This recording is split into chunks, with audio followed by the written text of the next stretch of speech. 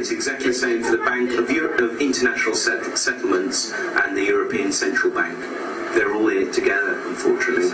Money is mostly created on a computer screen. A very small percentage is actually made into notes, because most of the time we use plastic.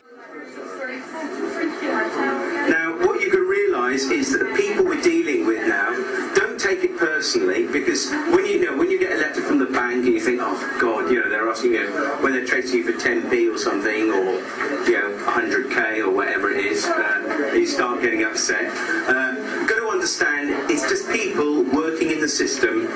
They don't realise that the whole thing is totally fraudulent. They're just doing their job. So I think the important thing, the secret to winning the game for everyone, is to assume a deficiency of love in your opponent and then apply some. That was a classic one. So it's a matter of treating these people, if you've got debt collectors phoning you up every day and being rude, you don't have to be rude back to them. It is a game. You can actually treat them with a little bit of humour, a little bit of understanding. And what's interesting, of course, being in debt is one of the consequences of playing the game. Why do you think our government is in debt? There isn't enough money in circulation, unless the Rothschilds give up their own private hoard, but there isn't enough money in circulation to actually pay off the debt. Because if they actually create this much money on a credit card for you, say that's £1,000, they're going to be wanting about £1,200 back. Well, that £1,200 hasn't been created. So the problem is that the economy either has to grow, or some people are going to default on their loans or credit cards. That's part of the system. It's not necessarily because they're useless with money, it's because the money hasn't yet been created. Okay, so we're going to look at rules of engagement here. For credit cards and banking debts. And so what I'm going to do is just give you a few simple rules. Okay, I am putting together a website at the moment. I'll give you the address a little bit later. For those of you who might actually be having got any problems with this, it's a great game to play.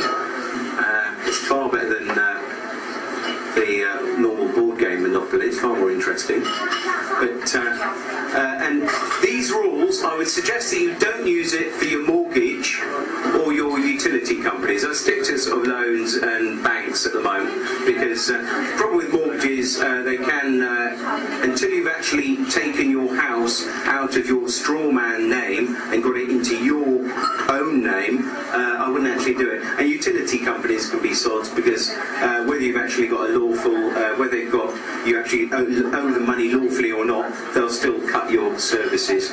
So, and there aren't many courts which are happy to actually, they tend to side the utility companies rather than sticking with contract law, which is what we're sticking with. Okay, so don't do that, but obviously once you know what you're doing, then obviously, yeah, give it a go. If you owe your bank or credit card company any money, surely they should be able to provide you an invoice. Is anyone self-employed here? We've got quite a few people who are self-employed. Does anyone who's self-employed pay, does anyone pay statements and then give the statement and the bank number to your accountant or your bookkeeper? Does anyone pay statements, or do you pay invoices? Invoices, yeah. If you pay, I was self-employed for a few years. If ever I actually couldn't find the invoices, oh well, there's 3 invoices here. Oh, I've got a statement. That'll actually match up. It's no good. You've actually got to phone up those companies and get an invoice. However, with a credit card company and even with your bank, they will not invoice you. And yet, you've got a right under commercial law to actually ask for an invoice and a signed invoice. And of course, you have a right to ask for it in your name, which isn't the uppercase name. We've already seen that. That's just your token to play the game. When you go to court and they ask you your name and you say yes, that's right, they're reading it uppercase. You didn't realise that. They're tricking you to contract with the court. You don't have to contract with the court. When the policeman asks you what your name is, and you say, oh, can you give me your name, please, sir? You say, yes. Which name would you like? Would you like my legal name or my lawful name?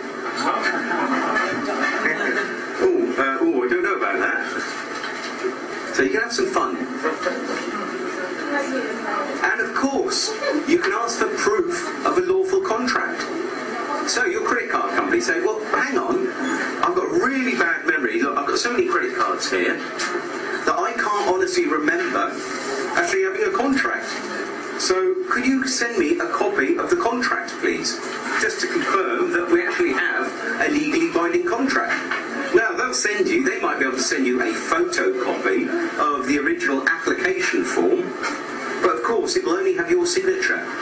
It won't have the banker's signature on, which makes it, in normal contract law, you need an offer and acceptance. Now, what they do with debt collectors, they're very clever. If anyone's had, no, I won't ask you to put your hand up and be chased by debt collectors. Right. So, what they do, they phone you up. They don't actually want to deal with you in writing, because what they want to do is just harass you, because they know deep down they haven't got the law on their side. So what they'll do, they'll actually phone you up, and often they'll phone you up sometimes twice a week, sometimes 3 times a week, sometimes every day except Sunday. So, and once you know it's a game, you can have some real fun with them. Now, what they tend to do is say, can you pay something, anything? How about a pound a month? And you think, that's quite a good deal. You know, I own £5 grand, £1 a month, and they're going to be off my back. Brilliant. Don't do it. If you offer to pay them £1 a month, you are entering into a verbal contract with them, because you're agreeing to pay them something. What they do, they will ask you, and remember, of course, on the telephone, they always say, oh, we record these telephone conversations for training purposes. They don't record them for training purposes. They record these conversations so they can trick you into a verbal contract. A verbal agreement can be held up, because they've recorded it, or it can be held up in a court of law. So, yeah, it is it's as good as it's more difficult to prove, but they've got their tapes. Oh, you agreed to pay us £1 a month. Therefore, we'll pursue through the courts for the whole lot. So, it's all part of the game. It's only a game. Once you actually know what the game's about, you can have some great fun, especially with debt collectors. They've not got any chance. They haven't even got first-hand knowledge of the contract, or supposed contract. So, another thing, ask the debt collectors for proof of agency. So act them if they're a legal agent on behalf of the bank or whoever it is. It's very difficult for them to actually, well, they really have, to be honest. I've never been produced, no one's actually shown proof of agency to me. And the important thing to do is give them, in the same way they give you 14 days, 10 days, I think that's plenty, give them 10 days to respond. Because you know contract law better than they do. All they're doing is following their little sheet. So once you actually get the hang of this, you can have some fun with it. Right, if they do not respond within 10 days, you can then have what's called a tacit agreement with them. Okay, and you can make up your own terms. Now, some people make up far better terms than I've got here.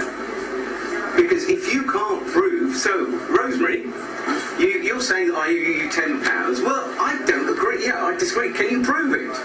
And if you can't prove it within 10 days, then I think that you actually owe me £20 if you can't prove it, because I want £10 damages. And you can do exactly the same, because if somebody is demanding money from you and unable to show any documentary evidence within a reasonable amount of time, you can then turn around and say to them, well, we agree to the following terms, because if you can't prove that I owe you any money, and of course they can't, because they won't invoice you in your name,